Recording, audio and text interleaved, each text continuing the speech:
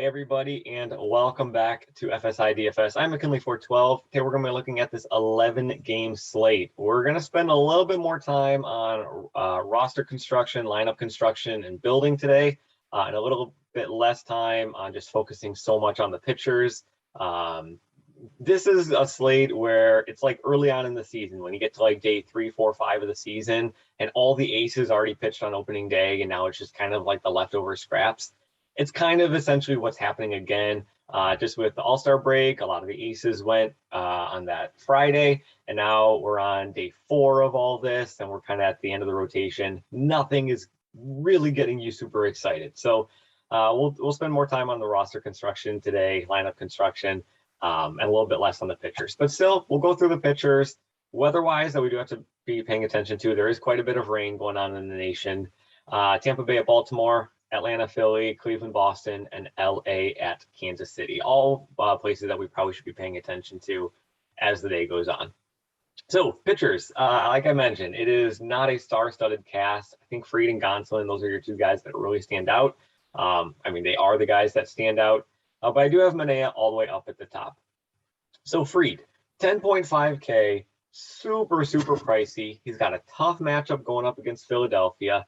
The past month and a half, his strikeout rate has gone down pretty steadily. He's super expensive. We do also have to worry about the rain and the weather in Philadelphia. Maybe a delay happens mid-game.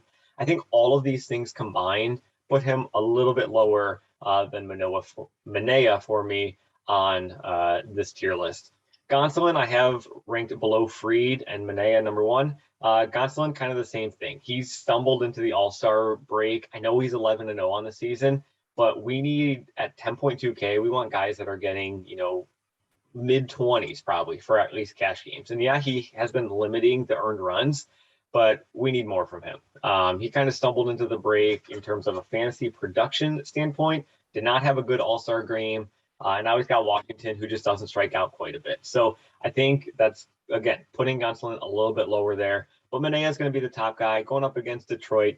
Am I super excited about this? No. I don't think you really can be super excited about this or really about any of the pitchers that are going on the slate today. They all carry some risk to them. But this is kind of what we're dealt. We've got to play the cards that we're dealt with. So Manaea, I think, is going to be the SP1 for me here. Kluber, he's facing Baltimore once again. This is the 5th time that he's faced Baltimore on the season. And you know what? He actually hasn't done too great against them. You can kind of see the numbers here. ERA close to 4, just averaging 11 DK points. I think he's at 18, 16, 9, and 2 as his 4. So he hasn't really gone super deep into the games. He allows earned runs against Baltimore. I don't know. He just can't seem to figure them out. So at 8.3K, I'm not super excited about that. I have him at the bottom of this list for tier 1. In the mid-tier, Brubaker, Ashby, and Odorizzi. Those are like the main 3 that I think we should be focusing on in this mid-tier. And you can really organize these guys however you want. Ashby, if you want him at the top. Odorizzi, if you want him at the top. I totally get it. Odorizzi, we'll start off with him. Going up against Oakland. He doesn't strike out a whole lot of guys. This is his 3rd straight start against Oakland. And, he's probably had a ceiling game, and he probably had a little bit of a floor game in those 2 starts.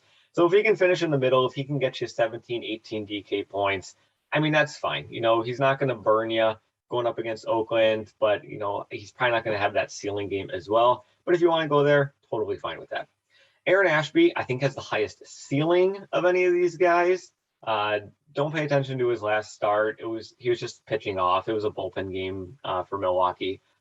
But I think he's got the highest ceiling. Like, we've seen games so far this season where he gets that 8, 9, 10, 11. He even had a 12 strikeout game earlier on the season. Faces off against Colorado, a weaker offense. So I do like Ashby more for the ceiling route. Odorizzi, I think, can provide a nice floor. JT Brubaker, I have him going up against the Cubs. I actually have him ranked above the other 2. Just because his strikeout rate has been higher lately so far, especially entering the All-Star break. He's got that nice strikeout rate. He's got a nice floor to his game. He's cheaper than both of the other guys, and he's pitching in Wrigley with winds blowing in today. So I do have Brubaker kind of right there. But again, all 3 of these guys I think are pretty interchangeable. And yeah, Suarez, I'm not too interested in him. He's just kind of rounding things out on this chart. Pivetta and Junis, I skipped over them. I'm not interested in Pivetta or any Boston pitchers at this point of the season with how they look.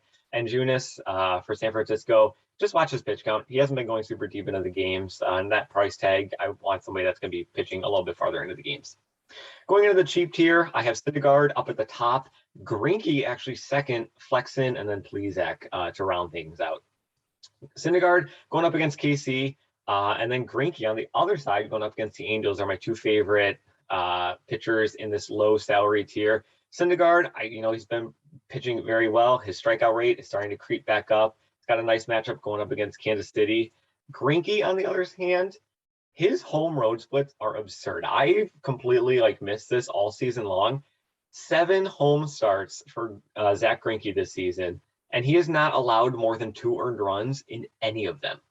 Perfect. 7 for 7, just 2 or fewer earned runs in his home starts. On the road, it is a completely different story. But look at this, 38 innings pitched at home, only 8 earned runs, 18 Ks. He's not going to be striking out a whole lot of guys. But at 5.9K, if he can get you 5-6 innings with only 2 earned runs, it doesn't matter if he gets 3 or 4 strikeouts. I mean, he's going to be paying off his salary just 5.9K. So I do like Greinke down there. And then everybody else is just either like a fade or I just do not have any interest. I'm definitely going to be fading Espino, Aller, Freeland, for sure. Gilbert, Voth, I mean, more pitch counts than anything. And then no interest in Sampson or Hutchinson or Otto. Sampson, I mean, he can get you 100 plus pitches. So if you don't want it to go there, totally fine. But yeah, that's kind of the pitchers there.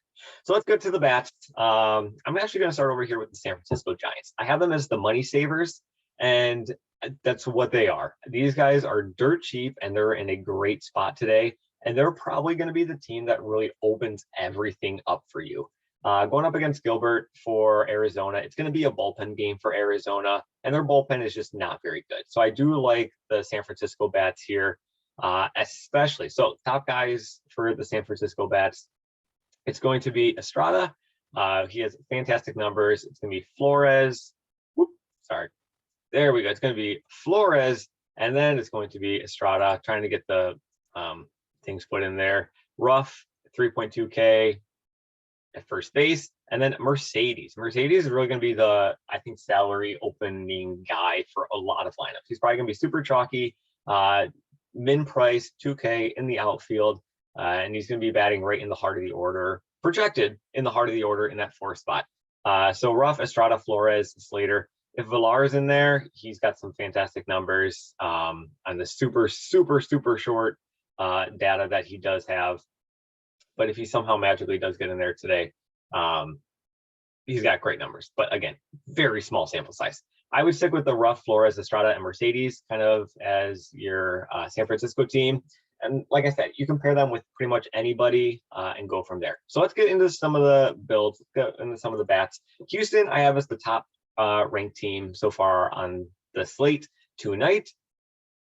LA Dodgers, they have the highest implied run total on the slate, but they are just really pricey. Houston's going up against Aller, and Aller in his 4 or 5 starts, games that he started, not bullpen work, but games that he started, he has an ERA close to 14. It is a disaster for him. So definitely going to be on those Houston bats. If Yordan Alvarez is back, I think he should be back. He only took a day off on Sunday just to rest that hand a little bit.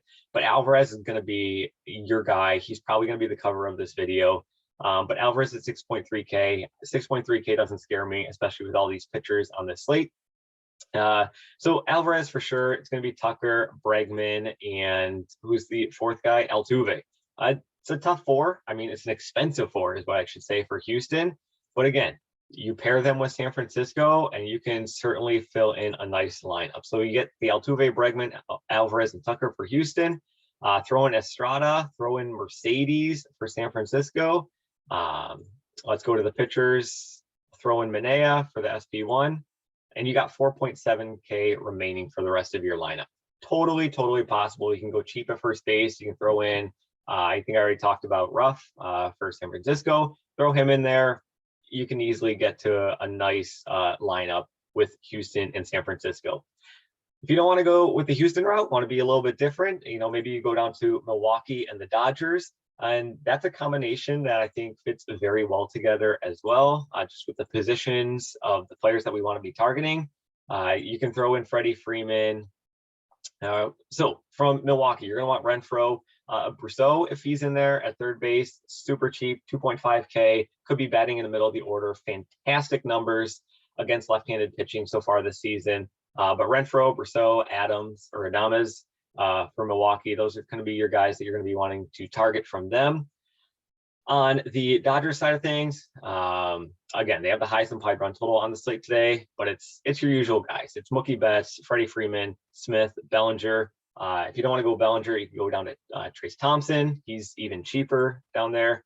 But let's just throw in the guys that I've been talking about. So Freeman, Adames, Renfroe, Betts. Who else was I even talking about? Brousseau,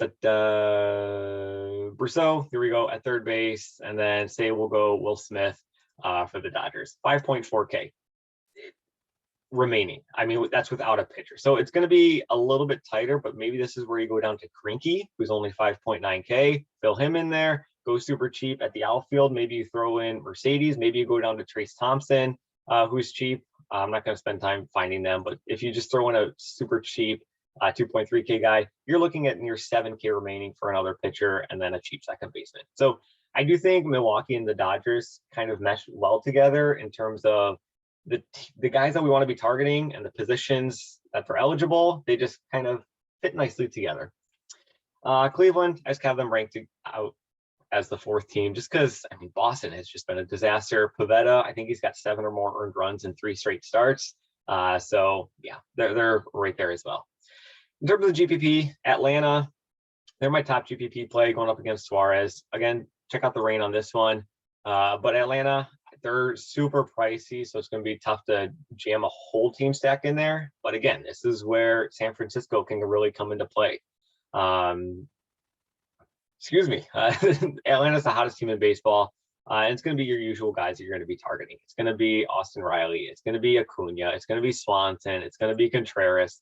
If not Contreras, you can even go down to Travis d'Arnaud. Save yourself, $700. So we'll throw in d'Arnaud here. But again, you compare Atlanta and the super expensive stack with San Francisco. Again, we'll throw in Ruff. We'll throw in Estrada. We'll throw in Mercedes for cheap at 2K. And I mean, you can easily find a nice lineup here. Maybe you go with more in the mid tier with the pitching. Maybe you throw in Ashby. Maybe you throw in Odorizzi. Totally possible. The salary's all there. I'm not going to give you a full lineup and everything, but I mean, I kind of accidentally almost just did. But yeah, I think Atlanta could fit very well with San Francisco. But I think San Diego can kind of be the way that you can get to Fried and the way that you can get to Gonsolin. Because when you throw in Fried at 10.5K, it's tough to get a lot of, the high expensive stacks. But you can go Fried, and then San Diego going up against Hutchinson. They do have some pop in their bats. The San Diego guys that you want to be targeting, it's going to be Voit, it's going to be Machado, Cronenworth. There we go. I'm just waiting for my computer load. Cronenworth, and then Profar. These are like the 4 San Diego guys that you do want to be targeting. Throw them in with Max Fried. Throw them in with some of the cheap San Francisco guys. Estrada again. Keep on going on Estrada. He just seems to be the guy fitting in a lot of these lineups. Again, Mercedes, he's cheap. Maybe you go Zach Greinke to pay with Fried, or even you can go down to Syndergaard. What does that put you with? Even going to Syndergaard, you got 4.1K remaining. I mean, you could go Max Fried, and could you get Fried and Manaea with this? You can get Fried and Manaea with this if you even want to. So San Diego, San Francisco, I think is a nice combination for GPP. And really, San Francisco, they opened everything up on this slate today. You can guys see the different rankings that I have left over for GPP, Boston, Tampa Bay, other cheap teams. Baltimore, like I mentioned, they do pretty well against Kluber so far this season. This is their 5th game against them. Arizona's hilariously cheap. Angels are always cheap. No Mike Trout. I mean, so it makes their entire team lineup extremely stackable and cheap as well. Leverage, Philadelphia, Detroit, Colorado, Washington, and then the 150 max. Teams playing at Wrigley with the wind blowing in, and Texas, all that stuff. So that kind of covers everything today. Hopefully that helped you out just to see how you can get to different pitchers and different areas. Really, the key to this is going to be San Francisco. They're really going to open up this slate for you today. And yeah, so Good luck in your contest as always, and we will see you guys in the video tomorrow.